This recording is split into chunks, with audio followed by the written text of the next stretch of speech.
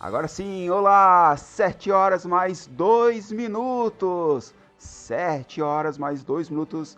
Está começando mais um Fora do Ar. Os bastidores da notícia desse sábado, dia 19 de novembro de 2022. A temperatura na Serra Gaúcha é de 25 graus.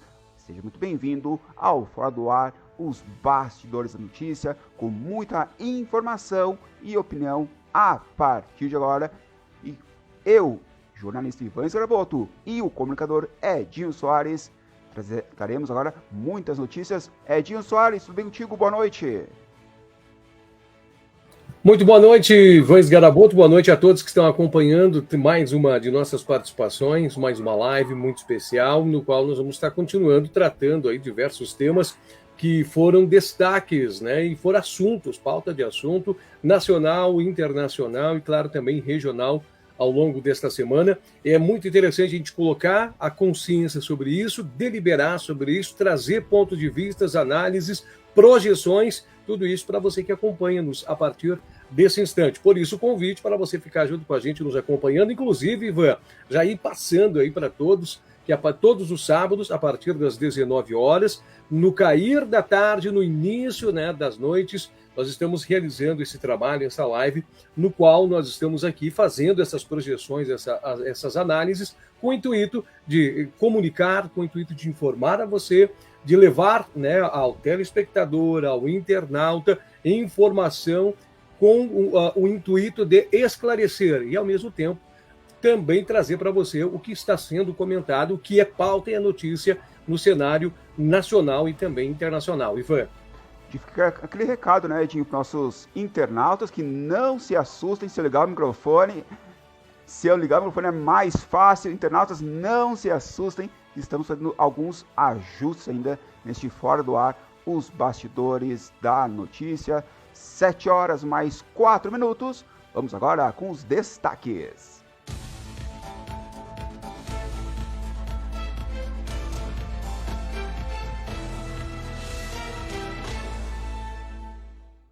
São destaques desse Fora do Ar, os bastidores da notícia, o sumiço público do presidente Jair Bolsonaro na reta final de governo. Portanto, um destaque é Jair Bolsonaro, que está sumido na reta final de governo. Ministro da Economia, Paulo Guedes, coloca em dúvida o número de brasileiros sem ter o que comer no país. Lula afirma que jatinho de empresário o livrou de bolsonaristas raivosos. Um dia após entregar a PEC da transição ao Congresso, Luiz Inácio Lula da Silva critica teto de gastos e mercado financeiro. Também é destaque da live: economistas Fraga, Malan e Baixa enviam carta ao presidente eleito Lula com alerta para risco fiscal. Salário mínimo em 2023 poderá ser de R$ 1.302. Também é destaque Fora do Ar os bastidores da notícia. Rio Grande do Sul é o estado com mais pessoas identificadas em protestos contra os resultados das eleições no Brasil. Rio Grande do Sul é o estado com mais pessoas identificadas por envolvimento em protestos contra o resultado das eleições no Brasil. Portanto, Edinho, são alguns destaques a partir de agora, nossos bastidores da notícia, quando são 7 horas mais 6 minutos. Não esqueça, curta, comente e compartilhe a nossa live. Edinho, vamos começar com Jair Bolsonaro, o atual presidente do país. Me parece que está um pouco sumido, né? Principalmente publicamente. Ivan, é verdade, Ivan. O seu comentário ele é muito plausível. Tem duas características, né, de nós interpretarmos essa fase, né, essa fase que está passando-se com o Jair Messias Bolsonaro. um fator pessoal, né? Nós temos que fazer uma observação muito ampla, porque o Bolsonaro, né, o Jair Messias Bolsonaro, ele é da ala militar, né? Ele vem do militarismo, e por ser militar, ele tem princípios filosóficos, né, que envolvem certos princípios que atuam como uma moralidade, um direcionamento de uma moralidade. Muitas vezes acentua-se, né, alguns valores que são muitas vezes eles expostos e colocados dentro desse tema, né, no qual envolve a vitória, no qual envolve relacionamento, muitas vezes que é colocado na escola acadêmica militar, que é passado, né, nesse sentido da escola acadêmica militar. Então, esses valores colocam como estratégias conceitos de que a derrota ela é muito forte, né? A derrota ela mostra não somente o vencer de um adversário, ela mostra também uma derrota, né? Uma derrota no sentido de não ter uma capacidade, não ter muitas vezes o manejo, de não ter a força, de não ter ao seu lado o conhecimento, a tática que foi o melhor caminho para vencer. Então, isso tudo é muito difícil. E a gente observa que o contexto, né, militarismo, esse contexto todo, ele utiliza-se, inclusive, para o seu dia a dia, e isso ressoa, né, no seu ambiente particular e familiar. Então, você pode ver que para os seus filhos, né, o pai ele é visto com uma posição de um heroísmo, de um imbatível, de alguém de última palavra, alguém muito expressivo. E quando esses valores ocorreu na esfera do que ocorreu, é um choque, nós estamos falando de uma intensidade muito forte, essas estruturas foram abaladas, né? Esse sentimento nunca foi, de certa forma, trabalhado internamente, nunca se viveu esses sentimentos, e então a gente observa que é difícil o olhar para os filhos, o conversar com os filhos, né? Você vê que muitas vezes ele se relaciona, ele chama os seus filhos por números, né? E atribui essas questões ao seu número. Então, mostrando que não era nivelado, né? Não era uma relação no qual de amizade, mas sim de um pai, né, que estava aqui, com seus filhos que estavam aqui, e ele deveria ser modelo e exemplo. E nesse momento mostrou-se fragilidade. Então, essa fragilidade o envolve num misto emocional muito grande, que ressoa e pesa ainda mais, atribuído por fatores, né, de comentários de grupo, pessoas muito próximas, né? Vamos colocar aqui, você observa e você vê a postura de um centrão, que sempre foi pessoas que estiveram ao lado do Jair Messias. E você vê na última semana elementos, amigos, pessoas do próprio centrão se afastando, né? Então você para analisar que começa esse local central, vamos dizer assim, esse QG, né, de cuidado militar, ele começa a desestruturar e começa essa insegurança com as pessoas que estão ao redor. Pessoas que eram de alta confiança passam a ter um olhar de descrédito e confiança. Isso tudo embota, e ao mesmo momento que embota, as pessoas que estão em volta veem fragilidade. E no ver fragilidade, nós temos já, né, um conhecimento que, nesse momento, né, de mostrar facilidade, as pessoas tecnicamente se afastam, observam que não é mais autoridade de líder. Não sendo líder, há um afastamento, e há um momento, sim, a pessoa auto-percebe tudo isso, e aí, se não estiver preparado para esse momento, é danoso. Nós podemos fazer um exemplo, só para fazer o fechamento, assim, que quando nós estamos dentro de uma empresa, né, e a gente é demitido, o choque que a gente recebe é muito forte. O baque é bem grande. A informação que também está circulando, Edinho, é que desde que perdeu as eleições para Lula, o presidente Bolsonaro então sumiu, ele está recluso no Palácio do Alvorada, deixou de fazer suas lives semanais e não tem comparecido a eventos públicos. Nessa última quarta-feira, coube ao vice-presidente Hamilton Mourão justificar a ausência do presidente da República. Conforme Mourão, é questão de saúde. Está com uma ferida na perna, uma erisipela. Não pode vestir calça. Como é que ele vai vir para cá de bermuda? Questionou Mourão aos jornalistas, mas percebe-se que ele está sumido mesmo, nem com live. Live não precisa estar com calça, teoricamente, né, Edinho? Isso. Inclusive, ele já fez demonstrações, né? Já fez várias outras demonstrações mostrando que já agiu, né, com uma certa simplicidade, vamos colocar assim, com não a formalidade que é exigida para sua forma de emitir, inclusive com camisetas de clubes e tudo mais. Mas é uma forma de argumentar, Ivan, é uma forma de trazer um argumento.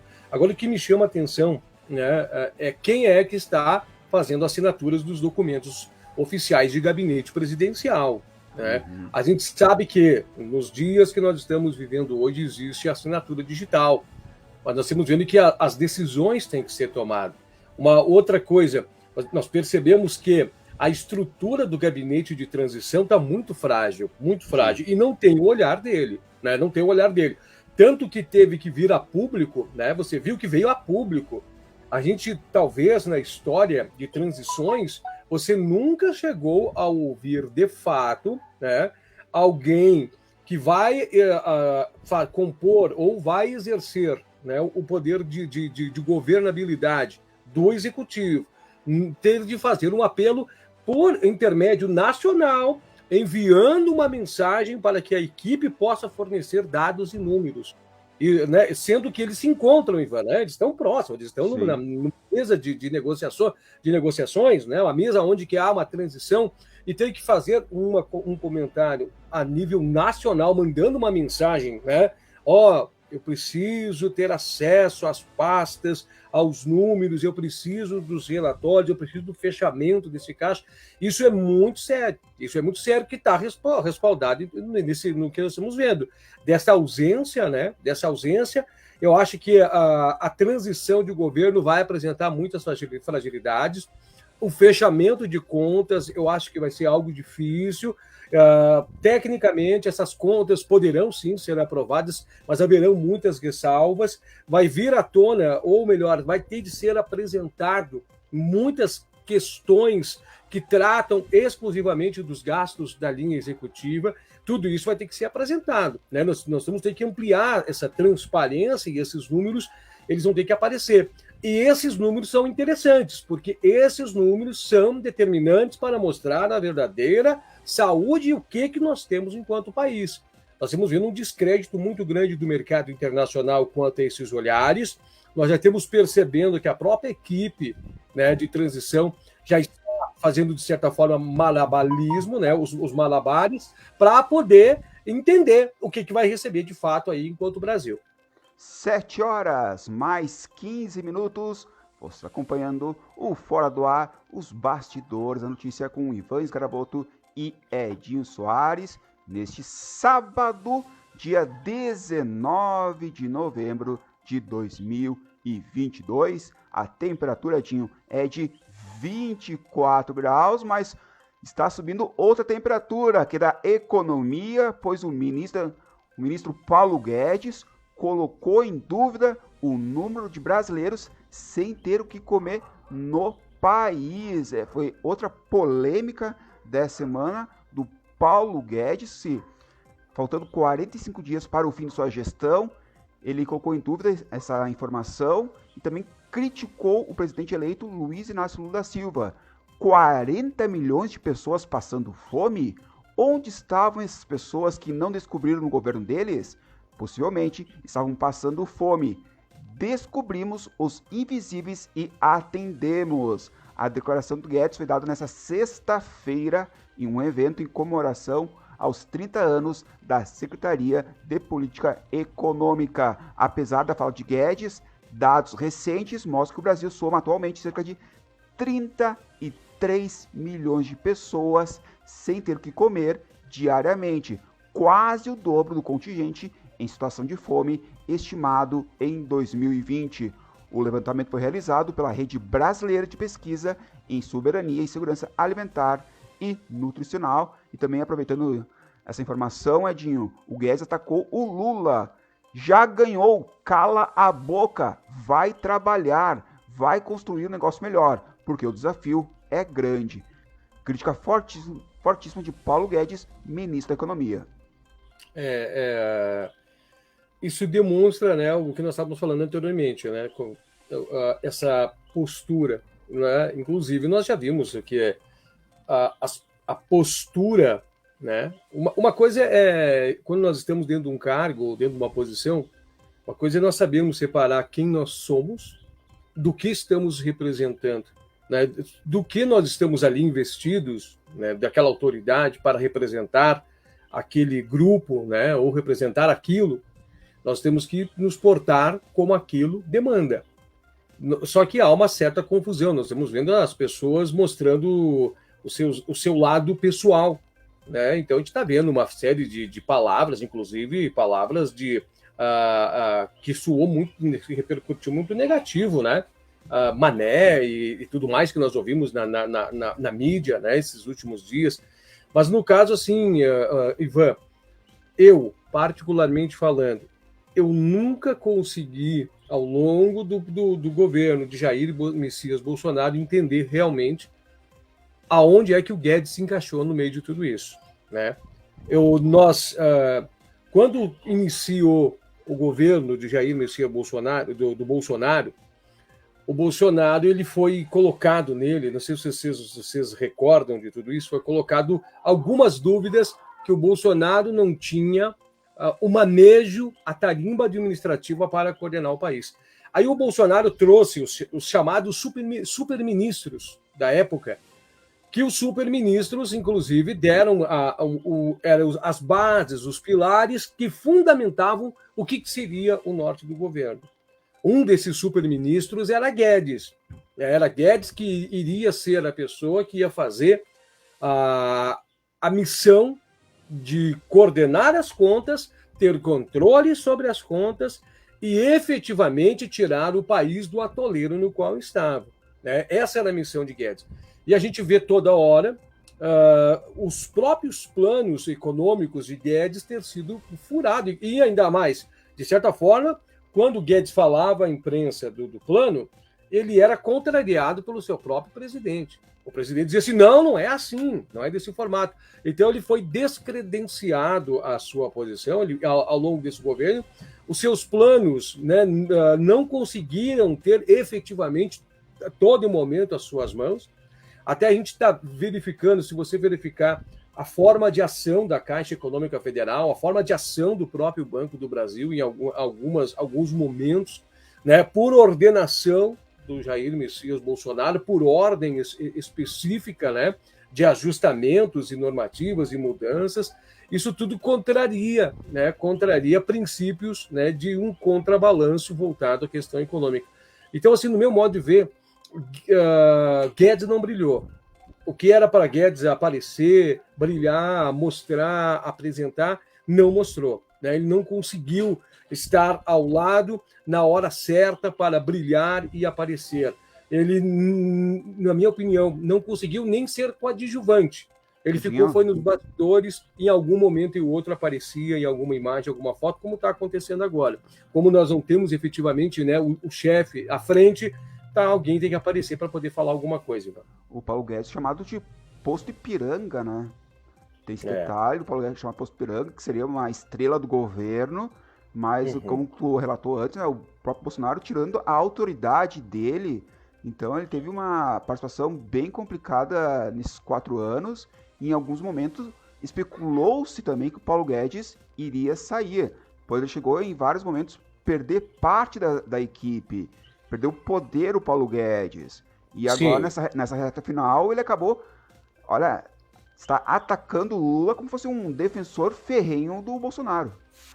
E todas as coisas, inclusive todas as vamos dizer, incapacidades, ou melhor, todos os dispositivos, que o Guedes é economista, ele sabe, Sim. Todos os dispositivos, né, aonde poderia se chegar, ele tinha conhecimento, e Bolsonaro rompeu todos. Bolsonaro extrapolou e rompeu todos, né? E ele deveria fazer o seu papel como líder econômico, ter sim, né, chamado a atenção do seu presidente para as questões do envolvimento, do gasto que ocorreu naquele momento, né? E não fez. Agora, quanto à questão dos 40, Ivan, acho que é importante também ter uma análise com isso, né? Nós temos dentro da Organização Brasil, né, dentro do Sistema Nacional, nós temos um determinado valor o que representa um índice de calorias necessárias para o consumo diário de uma pessoa, né, de um adulto, né, dentro do Brasil. Então, a gente tem um número, né? Sim. Quando aquele número não é atingido, aquele número por uma determinada pessoa não é atingido, é atribuído que esta pessoa está com carência alimentar, né? Carência alimentar. Quando aumenta-se, né, o número para uma faixa etária mais ampla, aí é colocado, né, que essa pessoa está não somente com carência, está com insuficiência. E aí vai determinados graus conforme a renda familiar e o acesso à alimentação.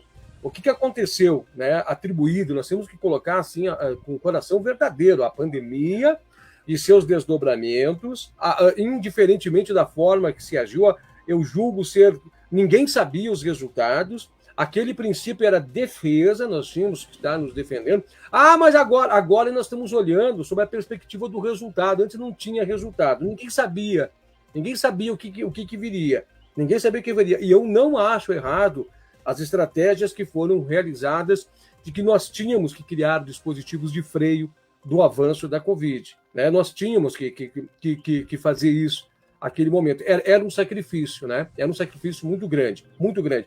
Então, a gente sabe que muitas coisas da carência que nós estamos vendo alimentar hoje no país está atribuída a isso, né? Está atribuída a essas dificuldades. Mas a forma que se manejou algumas questões, elas poderiam ser trabalhadas para trazer outro resultado, né? Poderiam ser buscadas para amenizar e acentuar tudo isso. Então, quando é falado tantos milhões e tantos milhões, tem que entender qual é o grau de que se quer falar. Né? É extrema fome, é acentuada fome, é pessoas... Porque quando fala assim, tem tantos milhões de pessoas que passam fome, a gente projeta na cabeça alguém que não está comendo nada. Sim. Né? E não é bem isso. Pode estar atribuída aí números de pessoas que não estão atingindo a margem suficiente do que é um padrão alimentar dentro do país. E isso tem muito, Ivan. Isso tem muito. Você para analisar hoje uma pessoa, Ivan, que ganha um salário mínimo e tem que pagar despesas de casa. Tem que pagar água, tem que pagar a sua conta de energia elétrica, né? E alguns outros gastos pessoais de pequena monta, vamos colocar uma passagem de ônibus, algum medicamento. O que sobra para alimentação? O próprio gás, né, Edinho? O próprio gás está R$100. Muito bem falado, Ivan. O próprio gás. O que sobra efetivamente para você comer, de fato, né? Com qualidade que venha suprir esse índice de caloria necessária para o dia, né? Para tu passar o teu dia. Nós temos que olhar nesse sentido. Essa reflexão, humanamente, nós temos que fazer. Nós temos que todo mundo fazer. Há números. Como foi visto isso? A gente viu fila de pessoas sem gás, nós vimos falar de pessoas nas grandes cidades que foram atrás de restos, né, de sofás e outras coisas para poder tocar fogo nas suas casas, porque não tinha mais botijão de gás. Nós vimos, né, pessoas que foram despejadas porque não tinham condições de nem manter o seu aluguel. Nós vimos fila do osso. Nós vimos replicados nos mercados, né, alimentos que nem eram mais vendidos, né, os miúdos de frango, serem colocados como objetos de venda e com valor considerável. Pé de galinhas, né, nós vimos isso. A fila dos ossos foi um grande exemplo que demonstrou tudo isso. Então, negar que não ocorreu uma fragilidade também não dá. Né? Negar que não ocorreu esse índice de fome não dá para se negar. Então, é jogo de interpretações, Ivan. Aquele exemplo que nós usamos semana passada é um exemplo muito tradicional do caxiense. O caxiense vai lembrar. O Guerra dizendo que a prefeitura estava quebrada e que não tinha dinheiro. Né? Que não tinha, lembra aquela vez? E o contrapartida, o seu Barbosa Velho, dizendo que não, que tinha deixado dinheiro. Ambos, em suas matemáticas, na sua forma de olhar, estavam corretos. Né? Na sua forma de olhar, de apresentar, de olhar as suas questões dos aquilo, né, Dinho? É um fato e duas visões. É isso aí. O fato é a forma que nós estamos olhando, interpretando o fato que diferencia, né, dos seus olhares. Mas agora que a gente observa mesmo, Ivan, que o custo de vida, ele se acentuou. E como é que acontece? É muito fácil de ver, é simples de ver. O mercado econômico, ele projeta que a gente tenha que passar, né, em cima da mercadoria. Então, o que acontece? Dependendo dos ajustes, as mercadorias têm a sua subida do preço, né, para poder compensar o índice, né, de gastos para aquele determinado produto, o índice de peso, né, daquele determinado produto. Vou dar um exemplo. A gasolina aumentou. Eu tive que repassar porque a gasolina aumentou. Aumentou isso, eu tive que repassar porque aumentou aquilo. Olha, aumentou muita comida, eu tive que aumentar também o meu preço. Só que isso, ele estoura em algum lugar. Alguém tem que pagar essa conta. E você sabe que nós temos uma hierarquia social. E quando essa hierarquia social, né, ela vem de cima para baixo, quem está embaixo fatalmente paga isso aí. Então, a gente vê um acentuamento de pobreza, né? A margem de pobreza de um país ele cresce muito, e a gente observa que na pobreza não é somente essa dificuldade, tem muitas outras dificuldades, né? Não tem preparo, tem desestruturação, tem problemas entre famílias, não tem acesso aos mesmos recursos que as outras camadas. Então, quando chega lá, o problema se multiplica. Aí gera, muitas vezes, uma separação familiar. Aí essa criança fica né, de um lado para o outro, dando um exemplo, essa criança que talvez tenha no meio dessa família, essa criança vai estar desestruturada para o seu próprio futuro, que não conseguiu se preparar, já vai também desestruturada no mercado de trabalho, não vai conseguir ascender para ter salários melhores, então vira uma bola de cascata. Então, assim, acentuando-se a pobreza, a gente vê que estaciona realmente muito o crescimento, e sendo que esta classe é a maioria. E isso, a gente observando, a gente vê que esses números apontam isso. E os números estão ali. Altos números de pessoas que não estão atingindo essa quantidade adequada de consumo de calorias para poder passar um dia. É inegável. Você não está vendo, talvez nós não estejamos num local, né, Ivan, num estado que não tenha a quantidade de pessoas que estão passando fome de fato, tanto quanto outros estados. Em outros estados tem mais, né? E até na campanha eleitoral esse assunto foi tocado entre os dois candidatos. E até o presidente Jair Bolsonaro negou que havia essa pobreza no país. Só que quem anda pelas ruas, Edinho, percebe que a miséria, infelizmente, está aumentando no país. Quando eu vou ao trabalho, Edinho, eu reparo, infelizmente, há pessoas deitadas assim, no chão, em frente de lojas, a pobreza está aumentando. E durante a campanha eleitoral, essa informação foi negada, infelizmente, né?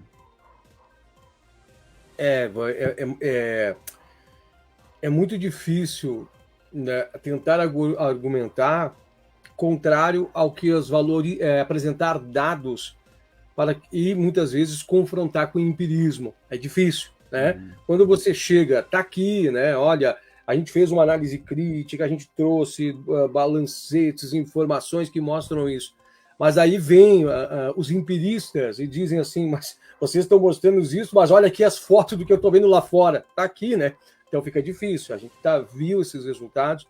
É inegável que não foi visto esses resultados.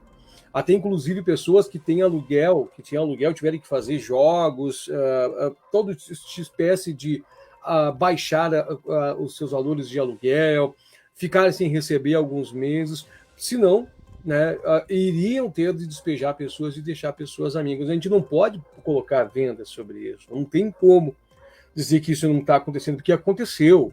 Muitas pessoas falaram, aconteceu e o resultado está aí. A gente está vendo, e não só aqui, o mundo, né, os pilares do mundo foram afetados nesse exato momento. O índice de pessoas que estão passando necessidade no mundo é muito amplo. E no Brasil não é diferente, que já é um país que tem aí os seus desdobramentos históricos para enfrentar.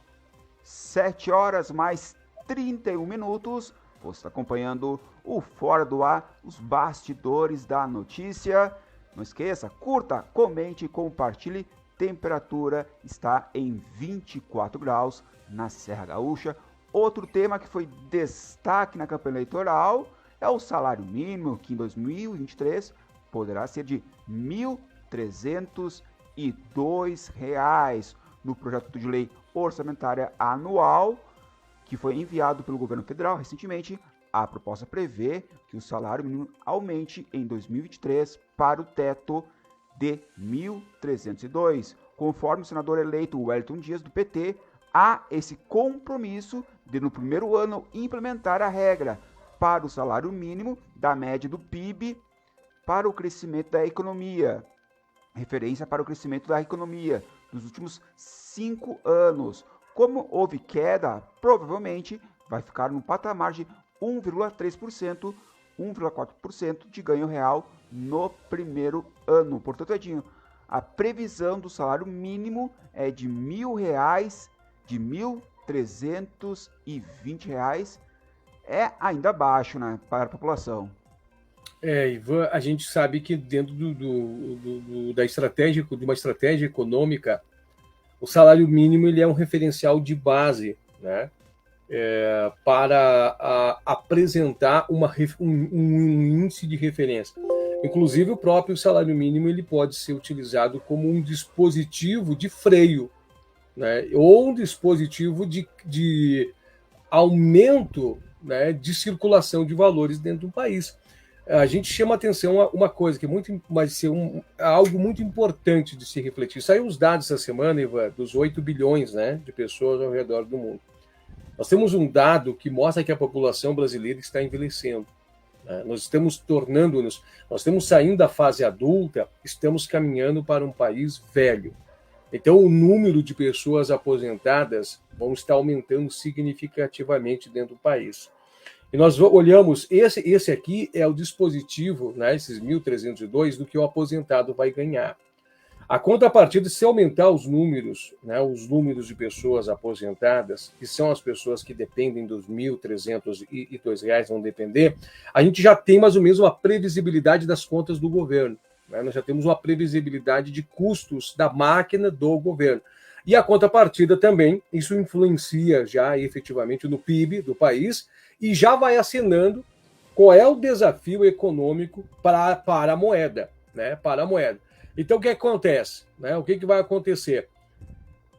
É algo que eu sou contrário, Ivan. Eu sou contrário, mas eu tenho justificativas para mostrar que sou contrário. Eu não estou dizendo com esta fala que aqui vou dizer, né, que vou acabar de falar, que eu sou contra, né? As pessoas têm que saber interpretar o que nós estamos analisando. Nós estamos fazendo uma análise, né? Não Sim. É ser contra a grupo tal, grupo aquilo ali, não interpretem errado. Nós estamos olhando a análise. Eu sou contra aos R$600. Uhum. Eu já falei isso semana passada. Nós poderíamos ter colocado como uma meta de se buscar os R$600. Agora você para analisar, Ivan. Né? Vamos elevar o salário mínimo para esse valor. Nós estamos com dificuldades de contas públicas, acentuando essas dificuldades de contas públicas. A contrapartida, nós vamos entregar R$600 de dentro do caixa. Né? Vocês parem para tentar fazer uma projeção de como isso vai se repercutir dentro da linha de preços. Porque os preços vão precisar trabalhar. Ivan, janeiro agora acaba os 18%.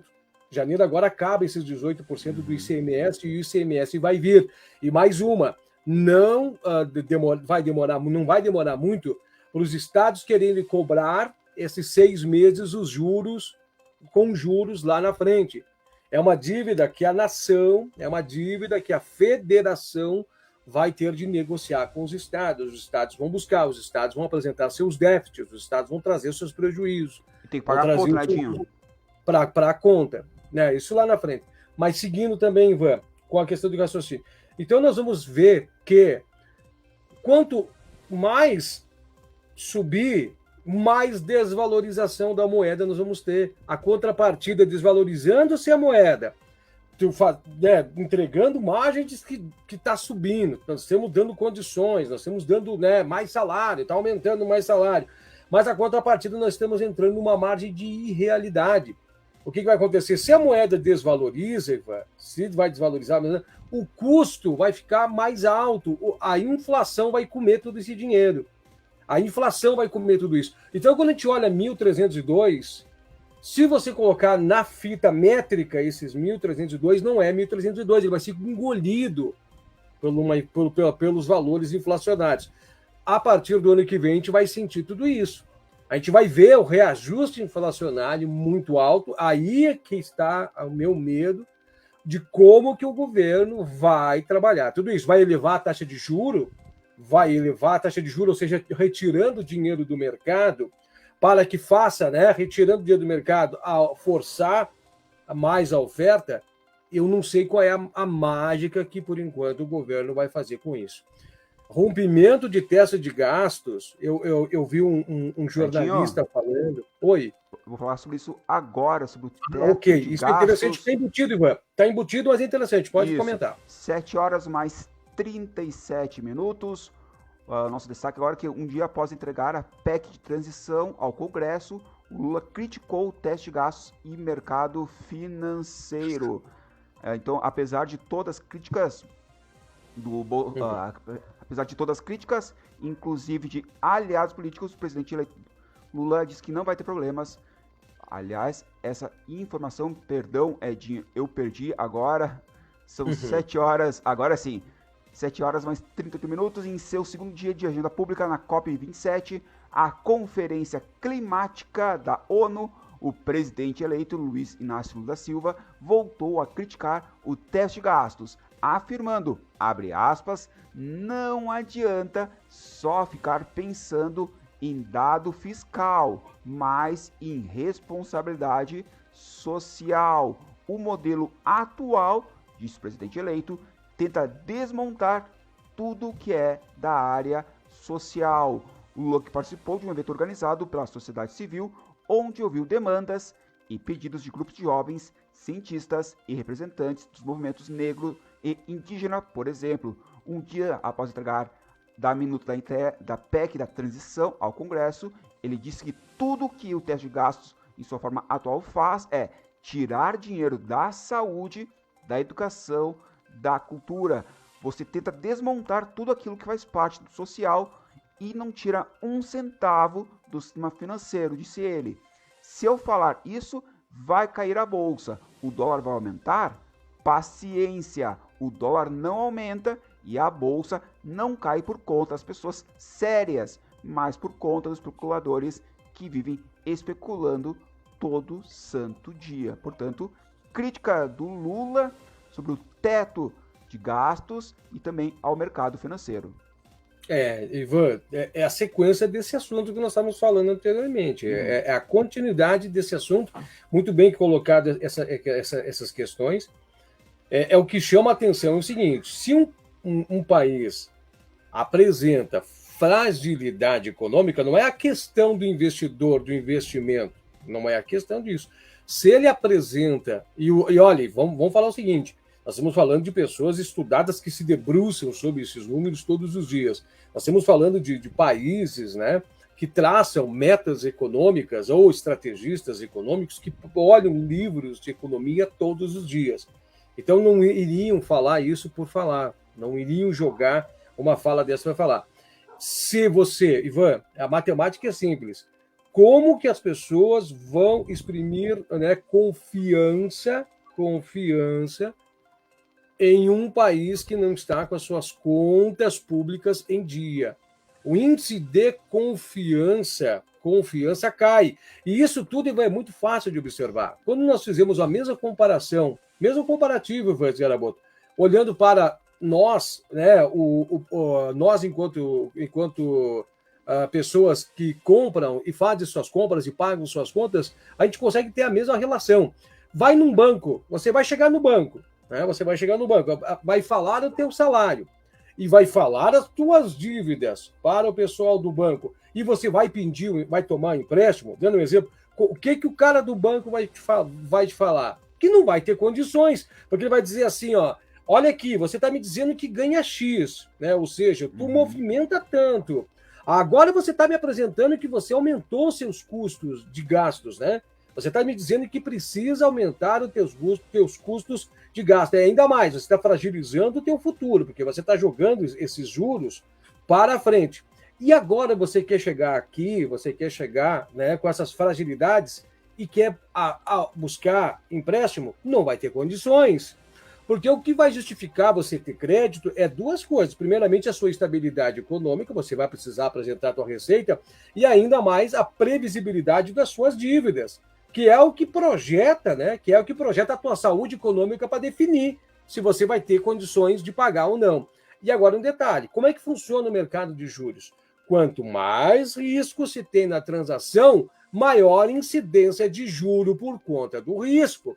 Como que nós vamos fazer para absorver esse risco? E esse risco vai ter. E, consequentemente, quando esse risco tem, a moeda desvaloriza. E é o que acontece. Capitais vão embora, investimentos vão embora, quem toca a moeda, né, vai embora, as emissões de título de moeda pública não ficam tão atrativas, e a gente vê esse cenário. A gente vê o cenário de uma desvalorização de uma moeda, fortalecimento do dólar, nós vemos produtos mais caros e vemos a elevação dos preços das commodities internacionais que são compradas pelo país. A contrapartida influencia nos preços aqui dentro. O Bolsonaro sentiu isso nos seus últimos meses de governo na pele. Vê a gasolina subindo e os preços nos mercados, nas bombas do mercado subindo, do jeito que subiu. É isso que nós estamos falando. Agora você para analisar isso, né? Tudo que eu acabei de dizer. E eu estou entregando R$600 a essa pessoa, vai chegar lá, os R$600 não vai valer mais R$600. Já foi abocanhado, já perdeu o valor de R$600, porque as coisas subiram. Então, assim, é uma ciranda, Ivan, muito complicada. Eu faria, Ivan, os R$600, mas eu criaria um método de fazer com que a economia se movimentasse através de um plano para as pessoas fazerem um projeto para que, a partir do trabalho, do movimento, de coisa, justificasse os valores desses R$600. Eu acho que esse é um projeto que nós poderíamos fazer crescer no Brasil, e nós poderíamos investir na infraestrutura. O país precisa fundamentar a nova infraestrutura. As nações, né, de primeiro mundo, o Brasil é emergente, não é primeiro mundo. As nações estão investindo pesadamente em infraestrutura. Inclusive, vai vir uma nova modelação de infraestrutura. O caminho verde é o caminho que a nação brasileira tem como chave para o seu despertar, para o seu momento de viver uma plena harmonia, de sentir plena força de capital, é nesse momento. E, acima de tudo, também investindo na infraestrutura, num novo modelo estrutural, aperfeiçoamento de estrutura, que é o que está fazendo nos outros países. O Brasil não faz a sua lição, gasta o seu dinheiro público, gasta mal, entrega mal, repassa valores e deixa de fazer as suas lições de casa. Nós estamos vendo precarização das nossas infraestruturas. Você pode ver que não haverá condição de se manter o que se tem, e o que se tem já é obsoleto. Nós estamos falando de projeto da década de 50, 60, que ainda está sendo usado no Brasil, de infraestrutura. Nós estamos precisando de coisas novas, nós estamos precisando de uma nova fundamentação. E aí, aonde que se vai, Ivan? Pega tudo isso e vende para os mercados internacionais. Aí corre lá e vende para os chineses, como se fosse esse o melhor meio de se fazer as coisas que poderiam ser feitas por nós brasileiros aqui dentro, e potencializar e trazer robustez à nossa nação. Nós olhamos países de primeiro mundo que estão fazendo suas receitas, nós não estamos fazendo. Eu acho que esse não é o caminho, Ivan. Brasil, um país em desenvolvimento, tem, até certa forma, tem dinheiro, mas gasta muito mal. E olha, é muito preocupante, porque passar o teste de gastos como está se prevendo, será que vai ter algum governo que vai cumprir? Aí vamos ver mais adiante. 7h mais 46 minutos, ainda nesse tema de economia. Os economistas Armínio Fraga, ex-presidente do Banco Central, Edmar Baixa, ex-presidente do BNDES, e Pedro Malan, ex-ministro da Fazenda, publicaram nesta quinta-feira carta aberta a Luiz Inácio Lula da Silva do PT, em que criticam as declarações recentes do presidente eleito sobre responsabilidade social e suas críticas à atuação do mercado financeiro. O texto foi publicado pelo jornal Folha de São Paulo. O trio declarou o voto em Lula nas eleições e diz que compartilha das preocupações sociais e civilizatórias do petista, mas os economistas ressaltam que as maneiras para cobrir o colchão social do país devem ser observadas para não criarem problemas maiores ao povo brasileiro. Isso aí, Edinho. É isso aí. É o que nós estamos falando. Né? Nós estamos falando de pessoas que Carimbó, né? Que a gente está falando. É isso aí. Nós estamos falando de pessoas que estudam e vão progressivamente. Nós estamos falando de pessoas que vivem dos seus estudos, vivem de teorias, vivem de observações, análises de contexto internacional, observam como que as outras nações estão fazendo. Quer ver, Ivan? Exemplo, né? O objetivo desse programa social é entregar R$600, né? Passar as famílias R$600. Mas tem outras maneiras de eu entregar esses R$600 que eu posso estar gerando, de certa forma, um peso capital que também repercute no social. Um amplo projeto de sanitariedade dentro do país. Para analisar tudo isso. Nós estamos falando de pessoas que estão recebendo R$600, mas eles não têm acesso pleno a uma água tratada de qualidade, um esgoto cloacal de qualidade de suas casas, e muitas vezes com a energia elétrica deficitária. A internet não chega. Então, um projeto que traz esses capitais compensadores, eu também estou elevando o social. Eu também estou fazendo atingir de outras métodos, de outros meios, a força social. Eu estou mudando a realidade social dessas pessoas sem estar fazendo uma entrega direta. Eu estou entregando indireto, mas estou tendo os mesmos resultados. Eu vou trazer maior equilíbrio, maior compensação. Eu vou trazer para eles outros dispositivos compensatórios que vai propor a eles o melhor ajuste de equilíbrio de suas contas. É uma outra forma de se entregar, é um outro meio de se passar um auxílio. Agora, a contrapartida nessa minha visão, né? Só jogando assim um pensamento aqui, né, para nós refletirmos, eu estou fazendo investimento em Brasil, né? Em Brasil, estou empoderando a casa, estou empoderando a infraestrutura e, na consequência disso tudo, eu estou respaldando, né, para essas famílias um acesso mais digno de qualidade de vida. Isso também é agir social, né? Eu acho que agir social tem que seguir critérios, né, adotados, que vai realmente não somente trazer, mas que vai mudar a vida dessas pessoas. Porque daqui a uns dias R$600 vai passar, vai precisar de mais, porque essa conta ela vai cada vez ficando mais pesada. E cada vez, quanto mais entrega, mais desvaloriza a moeda. E aonde nós vamos buscar tudo isso? Um país que nós não temos uma indústria própria, nós não temos uma robótica própria, os outros países estão falando em robótica, a gente nem sequer fala na questão de robótica, os outros países estão preparando as suas pessoas para o metaverso, a gente não fala de metaverso aqui dentro, eu não sei por que todo mundo não fala, né, de metaverso aqui dentro. Nós estamos falando em preparar as pessoas para um novo mercado de trabalho, nós estamos falando de aumento de idosos, nós estamos falando de nanocirurgias, nós estamos falando de telemedicina, que também será através do metaverso, e o Brasil não fala nada disso. Né? O Brasil não fala dessas coisas. Isso é também ação social, e é uma forma também de trabalhar a economia. 7h mais 50 minutos.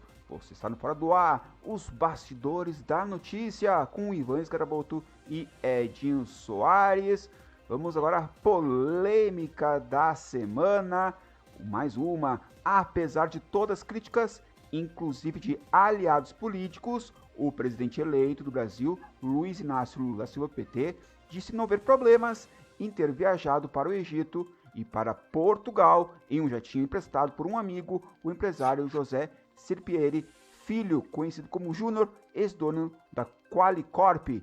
Ele foi um dos alvos da Operação Lava Jato, no âmbito do qual fez um acordo de delação premiada e devolveu 200 milhões de reais.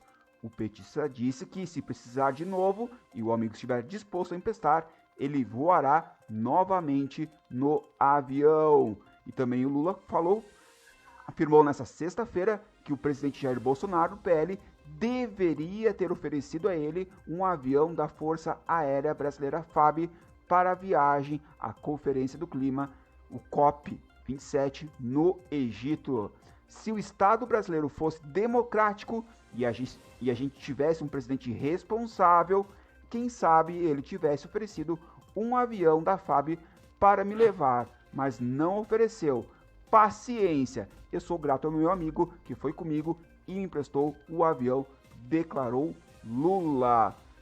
Polêmica na semana, lembrando que o empresário José Sirpieri Júnior, do setor de plano de saúde, segundo a assessoria do Lula, o próprio empresário e outros políticos também estavam no voo, Edinho. Eu lembro-me de Eike Batista indo nas viagens com o Luiz Inácio Lula da Silva ao redor do globo, fazendo as visitas, né, para que depois trouxesse os contratos, né, para dentro do país. E naquele exato momento o grupo EBX, né, o grupo X, né, do grupo Eike Batista, se transformou, elevou, né, o Eike Batista para a quinta posição. Era a quinta posição, né, entre a do homem mais rico do mundo. O que está por trás dessa conversa, Ivan, é isso. É o acesso aos contratos públicos federais. Né? O que está por trás disso, que o pessoal fica jogando, olha lá o que ele está fazendo, olha o que ele está indo para lá, o que está indo para cá, é jogo de contratos públicos para se buscar. É isso. Né? Nós temos que ver que existe valores que o Ministério da Saúde tem que despender para tocar a máquina de saúde no país. Nós vemos, né, que esses valores é distribuído de inúmeras formas, e uma das formas é através dos contratos de prestação de serviços. Nós estamos falando de bilhões. Nós estamos falando da educação. Eu vou dar um exemplo para você da educação, né? Da educação. A educação também é um tema muito importante, porque ele tem valores dentro de caixa muito forte, e no qual também precisa-se de contratos para que o governo federal possa adquirir insumos, possa adquirir meios de suprir as suas demandas. Tudo isso também é bilhões. Bilhões. Então, quando você ouve falar isso, é para namorar esses bilhões e esses contratos. A gente sabe que esses contratos, existe critérios para se vencer, existem licitações, existem critérios, mas sabemos que haverá somente um determinado grupo de qualificados, que são, consequentemente, pessoas de muito poder, muita aquisição, que poderão corresponder a tudo isso. E essas pessoas estão ali, prontas para namorar esses contratos. Esses contratos fazem com que, né, os seus detentores passam a ter despendido do valor do Caixa Público Federal uma quantidade financeira absurda que eles projetam, né, como uma empresa de capital. O analista econômico vê isso, compra essas ações dessas empresas, e essa empresa se projeta, né, como uma grandiosa empresa. Estratégias. Nós vemos que no governo da Dilma Rousseff, do Lula, foi criado o Pronatec, era passada para as instituições privadas, né, realizar, no qual o aluno poderia buscar através de instituições privadas que estavam, vamos dizer assim, que tinha, né, credenciamento no Ministério da Educação, para poder fornecer os cursos no qual, dentro da rede pública, não tinha acesso. Isso eram contratos bilionários. Inclusive, nós havíamos falar aquela vez de Carlos Wieser. Lembra do caso do Carlos Wieser, que se transformou uma pessoa dos mar... Cadê Carlos? Sumiu, porque eles não tinham mais os contratos.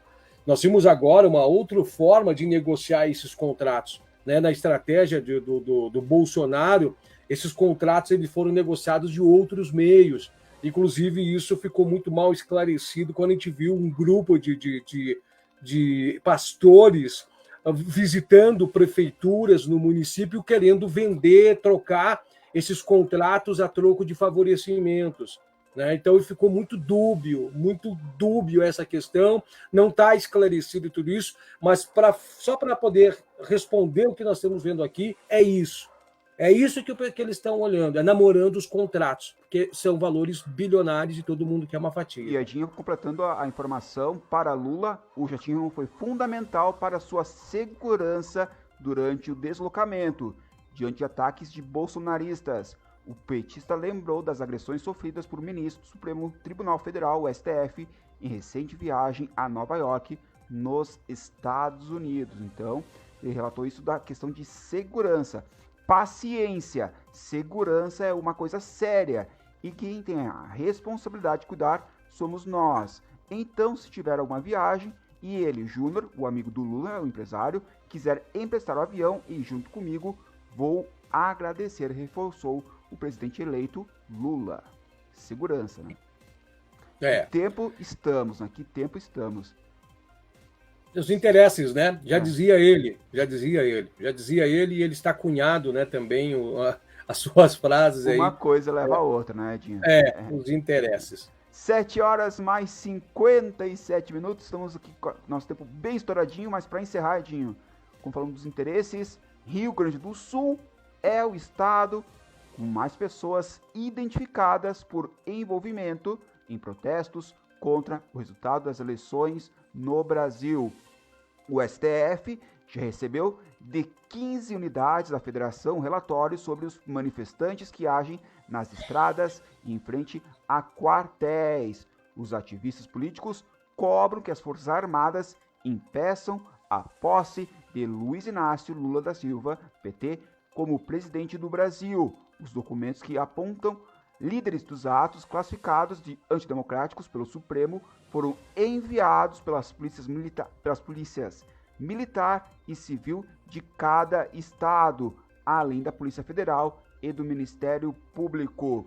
Na mira estão manifestações convocadas por apoiadores do presidente Jair Bolsonaro, que consideram fraudados os resultados das eleições presidencial e que promoveram bloqueio de estradas e vias próximas a sedes dos comandos militares do Exército. Os atos públicos, que se prolongam desde o dia 31 de outubro, pedem intervenção federal no país, com ajuda militar para que Bolsonaro permaneça no cargo. E aqui o Rio Grande do Sul foi citado, liderando o ranking de manifestações, com 54, sendo 33 apontados como lideranças. 54 pessoas, Edinho.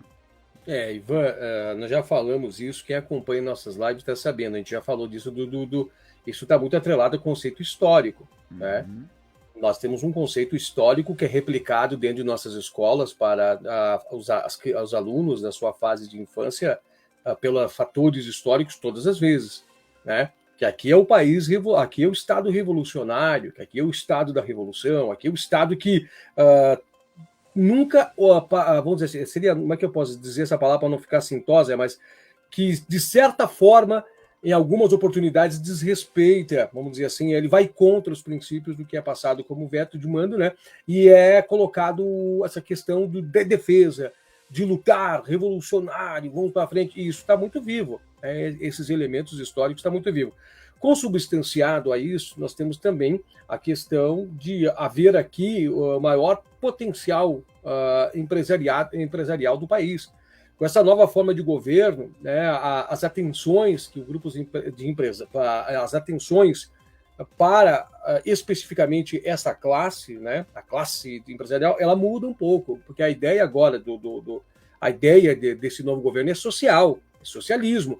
Inclusive, não vai sobrar muita brecha para gastar em lugar nenhum, até foi dito. A única questão é fazer esse princípio de sociabilidade social para que possa agradar esse determinado público, para que lá na frente esse público possa novamente, por ser a maioria, votar de novo, né? Então, aqui no Sul nós temos essa corrente diferente de lá. E isso está muito acentuado quanto a essa questão. Agora, um detalhe que eu gostaria realmente, né, entre esses tais líderes, né, não se tem objetivo. Isso tudo vai fazer. Eu não sei o que ele quer. Oi, Ivan. Só para citar ali, que lidera então é o Rio Grande do Sul, Santa Catarina, Mato Grosso e Empresa de São Paulo. Portanto, o Rio Grande do Sul lidera, depois vem Santa Catarina e posteriormente Mato Grosso. Olha, então, seria. E outra coisa, quem está lá no Mato Grosso? Gaúchos. Né? Tem CTG no coisa. Sim. Então, assim, é a replicação da história lá e aquela questão toda já envolvendo também agricultores gaúchos que estão lá. Agora, Ivan, eu não estou entendendo o que esse movimento de fato quer. Né? De fato quer. Qual é, Ivan? Qual é, dentro da ordenamento militar, a falta mais grave que algum integrante militar possa cometer? A falta mais grave, ela se chama insubordinação.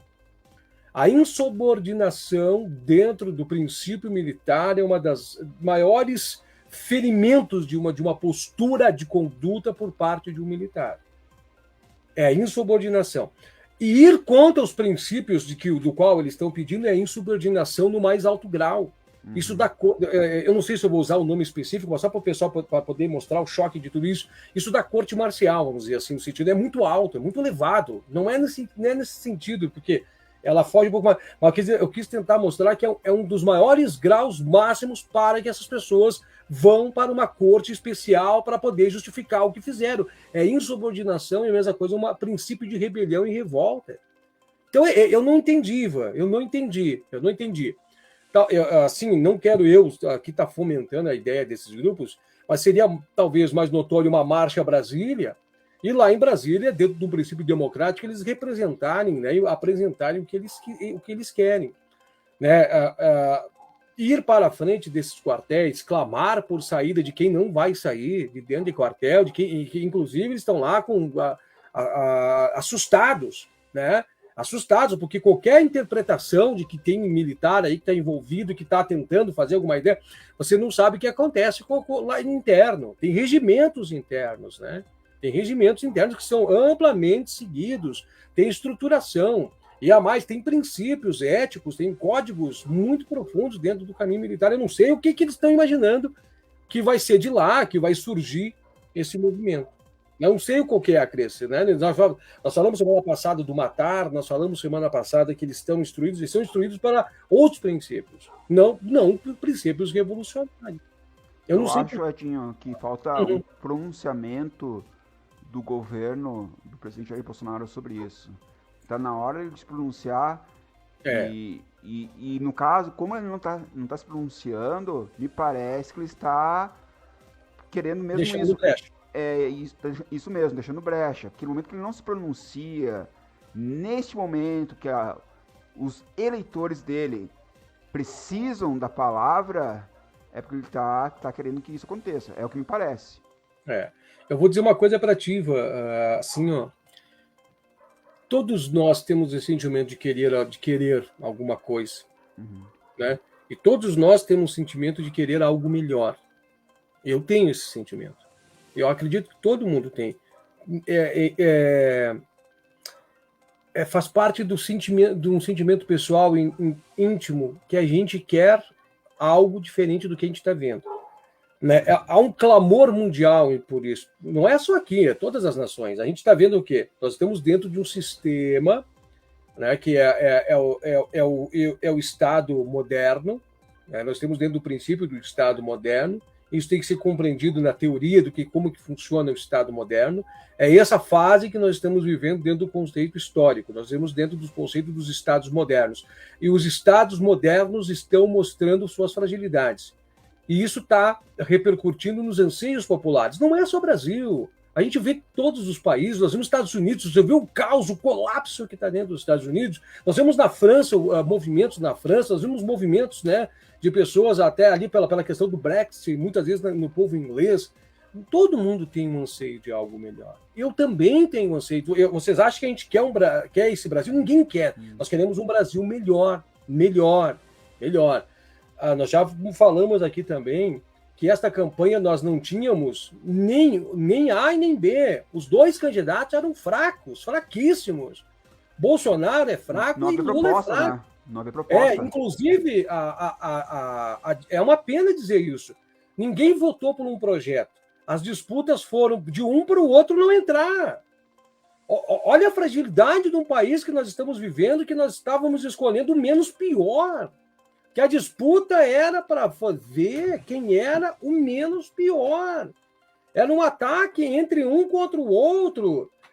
Foi colocado uma nação inteira para as ruas para duelar sobre isso. E é feio isso para um país. Não é o país que a gente quer. É horrível ver isso, Ivan. E o que parece nós não tínhamos, né? Nós não tínhamos, Ivan. Fala a verdade, raciocina. E o que parece quanto A, quanto B, nós não tínhamos. E o que acontece, não, tranquilo, estamos aqui, né, nesse momento de análise, também é importante salientar algumas informações, né, que o Bolsonaro se elegeu, teoricamente, por causa do PT, e o PT se reelegeu por causa do Bolsonaro, por questões da questão de governo. Se o Bolsonaro tivesse, de repente, entre aspas, né, a gente falando, ele ficasse mais quieto como ele estivesse agora, talvez teria se elegido. Ser eleito. Isso. E aí ele fez o contrário, ele acabou falando demais em alguns momentos que não precisavam e passando dos limites, e isso acabou jogando contra ele. É o que parece. Olha aí. Não, e olha interessante a tua fala, Ivan. A tua fala, olha que interessante que você está dizendo. Por que as pessoas não queriam votar em Bolsonaro? O que o povo dizia? Que não achava ele o líder que a nação queria. Não era aquela postura. Então, tu está vendo, ó, as pessoas estavam dizendo não para Bolsonaro. E a contrapartida, as pessoas que estavam querendo dizer sim para, né, tinham que votar no Bolsonaro, não queriam votar no Lula, corrido do Lula, diziam a mesma coisa de Lula. Lula é ladrão, ele roubou o país, vocês querem um ladrão de volta. Mas ninguém via atributos de positividade. Onde estavam os atributos positivos? Inclusive, teve uma fala que foi replicada. Você não tem que gostar de Bolsonaro, você tem que votar no Bolsonaro para que os ladrões não entrem de volta. Né? Olha o nível de campanha eleitoral que nós tínhamos dentro do país. Olha o nível, nós não tínhamos candidatos, estávamos duelando para ver qual deles ia entrar e que não ia entrar. Era um voto contra o outro. Quando se perguntava para alguém que vai votar no Lula por que ele ia votar no Lula, ele ia dizer porque odiava o Bolsonaro, ele não tinha atributos para dizer. Não, eu vou votar no Lula porque o Bolsonaro é isso, o Bolsonaro é aquilo, o Bolsonaro é... Não é argumento, né? Estava arrumando desculpa, dizendo que não ia votar no outro para justificar o voto para cá. E a contrapartida também. O eleitor do Bolsonaro dizia, não, porque o Lula é ladrão, tal. Então, assim, nós não tínhamos, de fato, nenhum e nenhum outro candidato. É uma pena. Nós vamos ter que esperar algum tempo. Nossa geração não vai ver isso.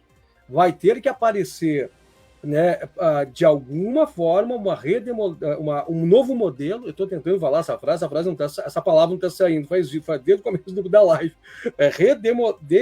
Não vou conseguir. Mas um novo modelo. Nós temos esse novo modelo, só que para isso precisa de uma coisa. Remodelagem? Remodelagem. Obrigado. Nós precisamos disso. Aí. Nós precisamos disso. Mas sabe onde isso vai começar a despertar de verdade? Não no sentimento, na razão. E para ter razão tem que ter educação. Nós estamos vivendo um país de sentimentos. E os sentimentos podem nos trair. Nós temos que viver equilibradamente com razão. Não renunciar a sentimentos. Não estou dizendo renunciar. Mas nós temos que olhar com razão. E para ter razão tem que ter educação. E nós não temos acesso a tudo isso, Ivan. 8 horas mais 9 minutos. Temperatura em 23 graus.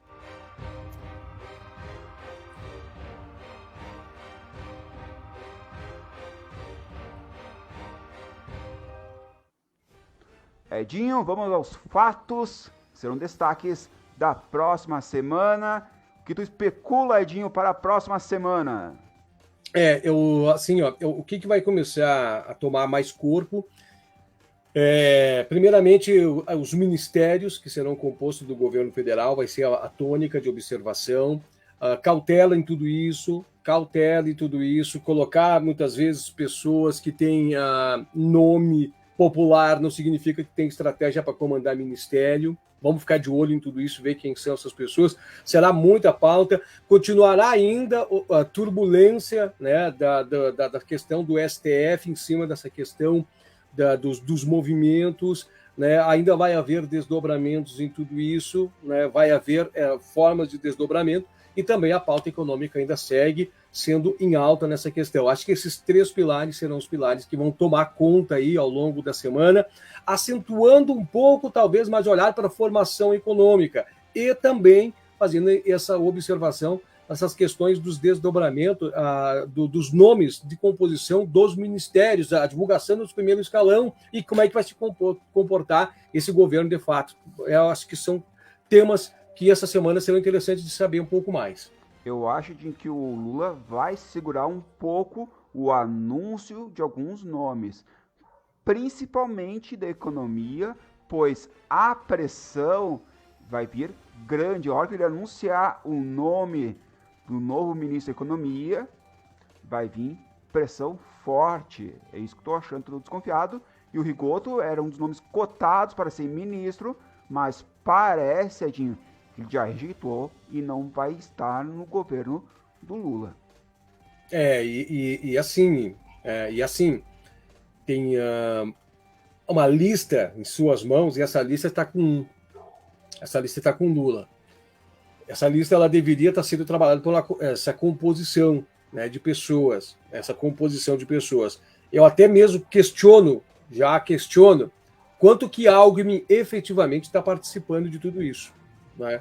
Pode ser que isso tudo já demonstre do que uma polarização do qual nós vimos na posição que o Bolsonaro fazia, parece que agora vai mudar para Lula fazer.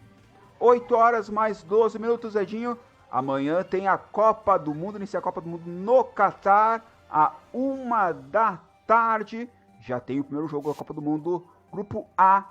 O país mandante, o Catar, contra o Equador. E o Brasil estreia na próxima quinta-feira, às 4 horas, diante da Sérvia. Também nessa quinta-feira, mas às 7 da manhã, tem Suíça e Camarões pelo Grupo G. O Brasil ainda pela Copa do Mundo, na segunda rodada. Na segunda-feira, dia 28, enfrenta a Suíça a 1h. E no dia 2 de dezembro, Camarões é o terceiro adversário do Brasil no Grupo G. Portanto, o Brasil estreia quinta-feira, dia 24, às 4 horas. E Edinho, após esse jogo, estarei participando da live Caju dos Rafas. Então, fique ligado, vem aí, Copa do Mundo. Boa sorte, Brasil. Boa sorte ao Tite. Boa sorte ao Alex Telles e a todos da seleção Canarinho, Edinho. Bacana. E vou falando sobre o Brasil, que retorne em 94. Opa. Período que nós estávamos imergidos em dificuldades administrativas, políticas dentro do país de maior intensidade, e o protagonista daquele ano foi o esporte, né? Nós tivemos essa vitória, nós tivemos vitória em diversos outros, né, eventos, e o Brasil se sobressaiu no esporte, trouxe orgulho ao seu brasileiro desse formato, e é o que nós estamos precisando, é ter o orgulho de sermos brasileiros. Precisamos renovar esse sentimento urgentemente. E Edinho, amanhã de tarde estarei no ginásio do SESI, participando dos Jogos Municipais da Prefeitura de Caxias do Sul, atletismo. Portanto, Edinho, amanhã estarei correndo a 1h30 da tarde, a partir da 1h30 da tarde. Edinho, aquele abraço. Parabéns, boa semana. Abraço a todos, uma boa noite e até sábado que vem, a partir das 19 horas. Tchau, tchau. Retornamos, portanto, próximo sábado, às 7 horas. Aquele abraço, boa semana, se cuidem, tchau, tchau.